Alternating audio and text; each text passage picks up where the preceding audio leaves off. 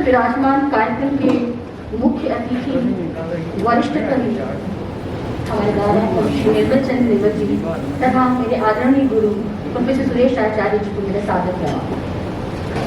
आज की हमारे समीक्षा की पुस्तक के रचनाकार तथा वरिष्ठ प्रशासनिक अधिकारी श्री आनंद कुमार शर्मा जी, सागर संभाग के कमिश्नर श्री मुकेश शुक्ला जी, कलेक्टर श्री दीपक सिंह जी, सागर नगर निगम के कमिश्नर श्री आर.पी. अग्रवाल जी को मेरा सादर नमस्कार, नमस्कार करें। साथ ही मेरे पिता समान डॉक्टर एस.एन. चरोटिया जी तथा आदरणीय उमाकांत जी को मेरा सादर प्रणाम। सभागार में मौजूद सभी सुधीजनों को मेरा सादर नमस्कार। बगैर किसी औपचारिक भूमिका के मैं सीधे अब किताब पर अपनी विचार रखूँगी, समीक्षा यहाँ पे प्रस्तुत करती हूँ, क्योंकि मैं जरा औपचारिकता में थोड़ी कच्ची हूँ, उसी के समीक्षा पर ही बात करते हैं। वैसे तो किताब के हम कवर को पहले हम देखेंगे। लोग कहते हैं कि किताब को कभी उसके कवर से हमको जज नहीं करना चाहिए, है ना। कभी भी किसी किताब का मूल्यांकन हम कहते हैं उसके कवर को देख के हमें नहीं जांचना चाहिए कि पुस्तक के अंदर क्या है। लेकिन बतौर समीक्षा मुझे लगता है कि जो पुस्तक का जो आवरण होता है, जो कवर होता है, वो अपने आप में ही किताब के सार को समेटे हुए होता है।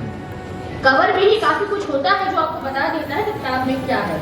तो इस पुस्तक के कवर को देखते हुए, उसके शीर्षक को देखते तो इसमें लिखा है कभी ये सोचता हूँ मैं, और ये जो व्यक्ति है ये अपने कोहनी को तकिया बनाकर लेटा है, आधा सा मुस्कान आपको दिख रहा होगा, और ये कुछ सोच रहा है।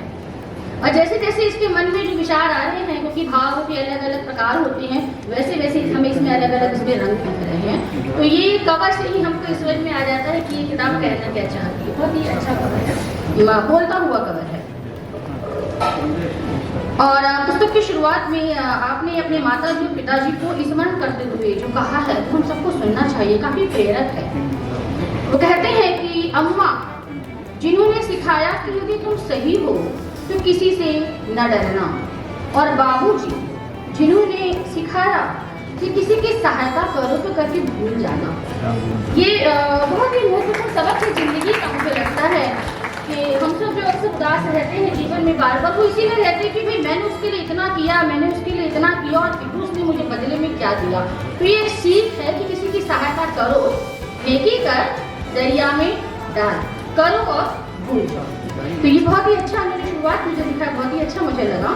इसके बाद ये जो हमारी किताब का आज का शीर्षक है कभी ये सोचता हूँ मैं, मुझे लगता है ये यहाँ पे मौजूद भी और हमारे समाज के तमाम जो पुरुष हैं उनके मन की ये आवाज है।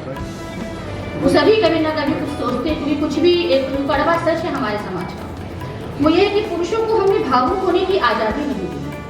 हमारे समाज में आज भी पुरुषों को हम ये फ्रीडम नहीं देते कि वो इमोशनल अपने एक्सप्रेशन को रख सके, अपनी सुरक्षाओं को सामने रख सके, अपने भय को सामने रख सके। उन्हें हमेशा स्ट्रॉन्ग ही दिखना होता है, अपने मन ही मन भले टूट रहे हो पर बाहर से उन्हें दिखना होता है कि सब कुछ ठीक है। तो ये जो लाइन अब लिखता है कई पुरुषों के भीतर की आवाज होगी कि कभी कुछ सोचता हूँ मैं, तो मन में जो उद्योगुण चल रही है, जो परेशानियां चल रही है, उसको वो कभी काम करते हुए सोचते हैं, कभी रात को सोने से पहले सोचते हैं, पर कह नहीं पाते। तो ये इस पुस्तक का शीर्षक है। और यहाँ पर जो पुस्तक की शीर्षक कविता है कभी ये सोचता हूँ मैं, उसको मैं दो लाइन यहाँ पे पढ़ूंगी। ये कवि लिखते हैं, कभी ये सोचता हूँ मैं सरल कुछ कर लिया होता, बिना उलझे किसी राह अपनी चल लिया होता।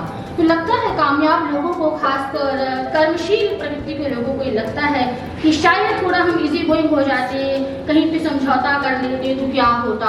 लेकिन उसका जवाब फिर हम खुद ही अपने आप को भी दे देते हैं, क्योंकि हमको पता होता है कि जो हमने निर्णय लिया वो हमारा निर्णय है। तो यहाँ पे कभी अगली लाइन में कहता है कि मगर फिर सोचता हूँ मैं ये राहें खुद चुनी मैंने, तो अब जो भी हो हासिल वो मेरा खुद का है सरमाया, नहीं ये वक्त ये सोचूं कि क्या खोया था क्या पाया। तो ये मुझे लगता है हम जो भी पुरुष और खासतौर से कामकाजी महिलाएं हैं उनको महसूस होता होगा, कुछ निर्णय हम लेते हैं, बाद में कभी लगता है कि शायद फ्लेक्सिबल हो सकते थे, लेकिन उसका जवाब भी हमारे पास ही होता है कि हमारा निर्णय था और हमें इसका जो भुगतान है वो मंजूर है। और यहाँ पे मुझे साहिर जानवी जी का एक आपके जो शीर्षक है कभी ये सोचता हूँ मैं, देख के याद आता है। वो कहते हैं मैं जिंदगी का साथ निभाता चला गया, हर फिक्र को धोए मोड़ाता चला गया, गम और खुशी में फर्क ना महसूस हो जहाँ, मैं दिल को उस मकाम पर लाता चला गया। तो ये होता है कि हम करते चले जाते हैं और अंत में अपने आप को ना कि माइंड को सेटअप कर लेते हैं कि ज़्यादा ना खुशी से प्रभावित होते हैं ना दुख से प्रभावित होते हैं। इसके बाद हम इसका संग्रह की जो अगली एक अच्छी कविता मुझे लगी, एक सेकंड देखिएगा, शिक्षक का सम्मान। क्योंकि मैं खुद एक शिक्षक हूँ तो इस कविता से मैं स्वयं को जुड़ा हुआ पाती हूँ और ये एक कहिए यथार्थ है हमारे समाज का कि Father's Day, Mother's Day, Valentine Day की तरह आजकल टीचर्स का भी डे हो गया है ना। तो उसी एक दिन हम उनका बहुत सम्मान करते हैं। ऐसे ऐसे विद्यार्थी हम लोग को याद कर लेते हैं उस दिन, गुरु गोविंद दोनों खड़े अकेला पाए, जो वैसे शायद कभी भी नजर भी नहीं आते हैं। और शिक्षक को हम बड़ा सम्मानीय भाषा में बोलते हैं कि आपके कंधों पे देश का भविष्य है, लेकिन उस शिक्षक की खुद के जीवन में कितनी परिस्थितियां हैं, खासकर अभी लॉकडाउन में हमने देखा, प्राइवेट स्कूल के टीचर्स को हमने देखा या यूनिवर्सिटी में भी हम देखते हैं, तो उस पर हम कभी ध्यान नहीं देते। तो सम्मान केवल एक दिन का होता है। तो ये जो कविता है ये मुझे लगता है बहुत सी शिक्षक इससे अपने आप को रिलेट करेंगे कि जो रियलिटी है उनकी वो क्या है, और सम्मान भी केवल एक दिन का ही उनका है। इसके बाद एक कविता आपने लिखी है संग्रह में, सोचा था जो पढ़ा है सच होगा पर ना हुआ। तो ये भी जीवन का एक सच है कि जो हम किताबों से सीखते हैं वो व्यवहारिक जीवन पे लागू नहीं होता। जीवन में जो पंचतंत्र की कथाएं, कथा सरित सागर, नैतिक मूल्यों की जितनी भी शिक्षाएं हमें मिलती हैं, सामाजिक जीवन में जो हम आते हैं तो उनमें से बहुत जगह फेल हो जाती हैं। ये कड़वा सच है क्योंकि हमको हर कोई वैसा नहीं मिलता जो हमारे मूल्यों को हमारी ताकत माने, वो हमें कहीं ना कहीं हमारे मूल्यों के कारण हमें कमजोर साबित कर देते हैं। तो यहाँ पर मुझे फजा इब्न फैजी साहब है उर्दू के मशहूर शायर, उनका एक शेर है, हर एक कयास हकीकत से दूर तर निकला, किताब का ना कोई दर्स मोतबर निकला। तो ये एक सच है, किताब में जो हमने पढ़ा होता है वो यथार्थ में अक्सर फेल हो जाता है, रियलिटी में लाइफ में वो लागू नहीं होता। नैतिक मूल्य, नैतिक शिक्षा कड़वा सच है जीवन का, और कहीं ना कहीं सब कविताओं से हमें इनके जीवन का संघर्ष देखने को मिलता है। और कथनी और करनी में जो हम देखते हैं टकराव बार बार दिखता है विचारों का, और फिर जो करना है उसमें टकराव सामने आता है।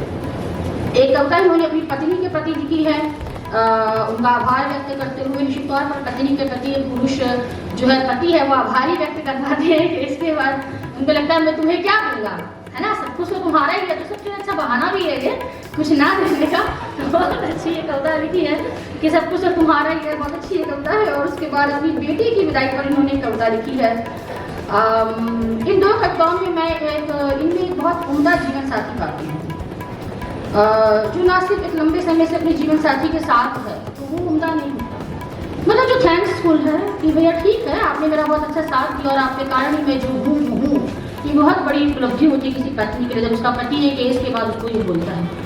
और दूसरा अपनी बिटिया के लिए मैं बहुत ही निश्चल भाव से, बहुत ही मार्मिकता से एक कविता लिखी है बेटी की विदाई पर। उसमें हम इनके संवेदनशील व्यक्तित्व को देखते हैं और इन कविताओं में ना तो हमें कोई बनावट दिखती है ना सजावट की डैडीज प्रिंसेस जो एक चलता है वैसी कोई बनावट या सजावट हमको इन कविताओं में नहीं दिखती। बिल्कुल रियलिस्टिक कविता है जिनमें इनके मन के भाव बहुत ही बेबाकी से सामने आए हैं। और शुरुआत अंत में कुछ कविताएं मुझे इनकी दिखी जिनमें मुझे हिंदी गजल की एक झलक दिखती है। मुझे लगता है वो आपकी आरंभिक रचनाएं हैं और उनकी तुकबंदी बहुत अच्छी बन गई है जिनको स्कूल कॉलेज में गाया जा सकता है। शुरुआती रचनाएं हैं, थोड़ी प्रेम की भी हैं और अधूरे प्रेम की भी हैं, तो वो समझ में आता है कि वो उस मिजाज की गजलें हैं। एक कविता मुझे इनकी अच्छी लगी, तुम नहीं आते तो अच्छा था। ऐसे कविता है। क्या होता है कि जिंदगी आगे बढ़ जाती है बहुत कुछ पीछे रह जाता है और कभी कुछ बहुत पीछे रह चुका जब आपके सामने आता है तो वो जो जितना पीछे रह गया था वो सब भी सामने आपको दिखने लगता है और ज़िंदगी चाहे कंप्लीट हो वो अधूरी लगने लगती है। काश ये, तो उस मोमेंट में आपको ये लगता है कि भाई ये नहीं होता तो ज़्यादा अच्छा था। बहुत अच्छे से वो भाव, जैसे मैंने कहा इनकी जो कविताएं उससे पाठक भी खुद को रिलेट करेंगे। तुम नहीं आते तो अच्छा था, शायद बहुतों की ज़िंदगी में ऐसा होता है कि किसी से वो नहीं मिलना चाहते फिर वो मिल जाता है तो बहुत कुछ याद आ जाता है। और हैरी पॉटर फिल्म का एक डायलॉग है, उसमें कहते हैं things we lose have a way of coming back to us in the end if not always in the way we expect. यानी जो चीज़ें खो जाती हैं, बिछड़ जाती हैं, वो कभी ना कभी हमको वापस मिलती हैं। जरूरी नहीं उस रूप में जैसी हमारी अपेक्षा रही हो, जो जो जाता है वो लौट के जरूर आता है, वो उसका किसी बदले हुए स्वरूप में, किसी बदले हुए रूप में, पर वो आता है। तो जीवन की बहुत यथार्थ अभिव्यक्ति इनकी कुछ कविताओं में मुझे यहाँ पर देखने को मिलती है। और कुल मिला के मैं कह सकती हूँ कि एक बेहतरीन पुस्तक है, समय कम है, बहुत बेहतरीन पुस्तक है, सरल सहज भाषा है, सहज मनोभाव है, सामान्य पाठक भी इससे अपने आप को रिलेट कर सकता है। और इनके साथ मैं अपनी समीक्षा को यहाँ पे समाप्त करती हूँ। धन्यवाद। बहुत बहुत धन्यवाद आदरणीय डॉक्टर सुजाता मिश्र जी ने बड़ी सुंदर तरीके से जो है पुस्तक को बड़े संक्षिप्त में और बड़ी बारीकी से उसका अध्ययन करके उसका जो मर्म है, उसका जो क्रक्स है हमारे सामने प्रस्तुत किया। वसीम बरेलवी साहब का एक शेर है और ये शेर बड़ा प्रासंगिक हो जाता है जब, जैसा कि मैम ने बताया कि सर ने जो अपनी बुक का ओपनिंग स्टेटमेंट में जो 2 बातें लिखी हैं, यदि आप सही हैं तो कभी किसी से मत डरना, और दूसरी बात कि जब आप किसी दूसरे व्यक्ति की मदद करें तो उसे भूल जाना। तो इसी को लेकर डॉक्टर वसीम बरेलवी साहब का एक बड़ा मशहूर शेर है जिसमें वो कहते हैं कि मुझे ये खौफ दे मेरे मालिक, मुझे ये खौफ दे मेरे मालिक कि मुझी पर है नजर तेरी, मुझे ये खौफ दे मेरे मालिक कि मुझी पर है नजर तेरी, बस इतना नहीं काफी कि सजदा कर लिया मैंने, बस इतना नहीं काफी कि सजदा कर लिया मैंने। निश्चित ही अब हम सभी की उत्सुकता और बढ़ रही है कि हम कितना जल्द से जल्द ये पुस्तक और ये सारी कविताएं जो हैं पढ़ें और उसका आनंद लें। निश्चित रूप से बड़ी ही स्तरीय कविताएं सब ने लिखी हैं अपनी पत्नी के लिए, अपनी बेटी के लिए। और यहाँ मैं एक बात और कहना चाहूँगा कि सामान्यतः जो माँ बनने का जो सौभाग्य है वो प्रकृति ने महिलाओं को सौंपा है।